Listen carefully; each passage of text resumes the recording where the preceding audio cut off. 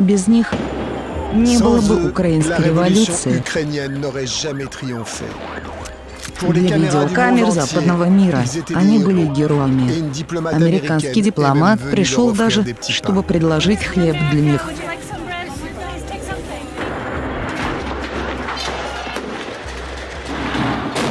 В феврале 2014 года эти уличные бойцы свергнули президента.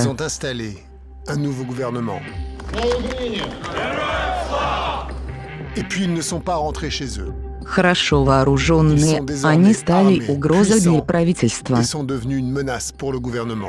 нас вони бояться найбільше. А бояться вони нас тому, що вони знають, що ми знаємо. Их батальоны вышли на улицы и ввели свой собственный новый порядок.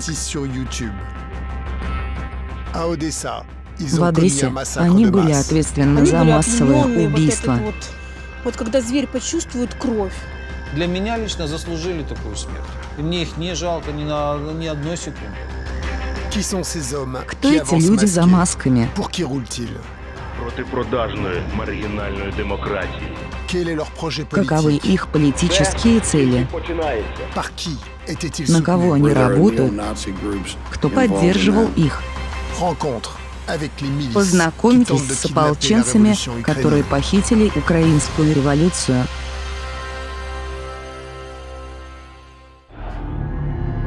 Фильм Пола Морейра.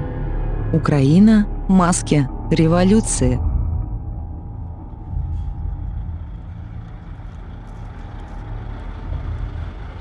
Les premiers que je vais rencontrer sont les miliciens du secteur droit. Nous sommes à 800 km, au sud de Kiev.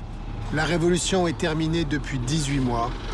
Les miliciens viennent de prendre le contrôle de la frontière entre l'Ukraine et la Crimée.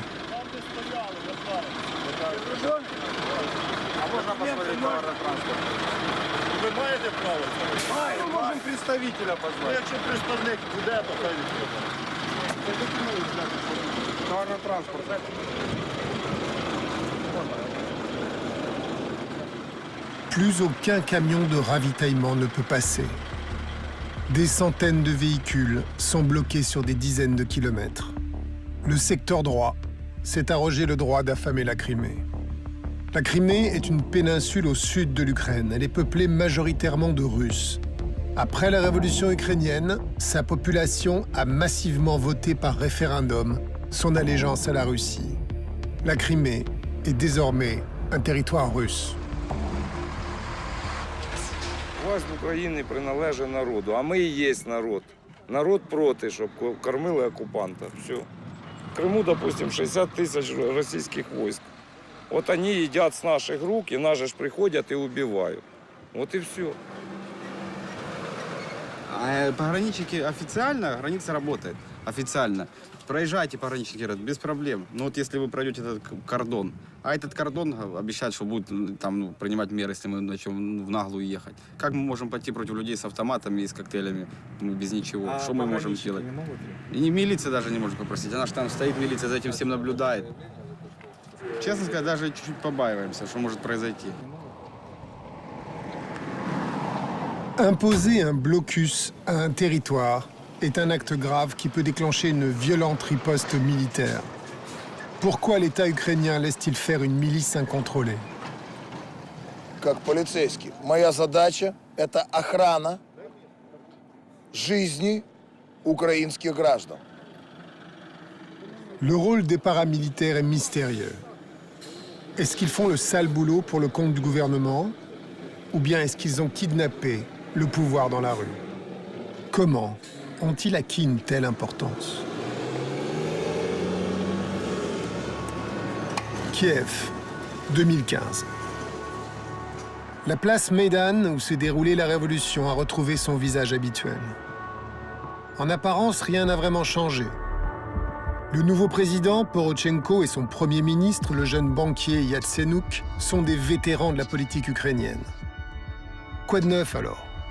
La nouveauté, c'est un gouvernement qui a coupé ses liens avec la Russie et s'est tourné vers les Américains.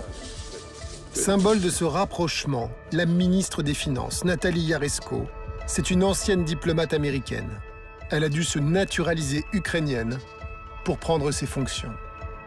The United States of America is one of the strongest allies of Ukraine in our fight for our freedom, for our liberty and for our independence. Mais le plus frappant dans la Nouvelle-Ukraine, ce sont les portraits de ces hommes le long des rues. Ceux qu'on appelle les héros.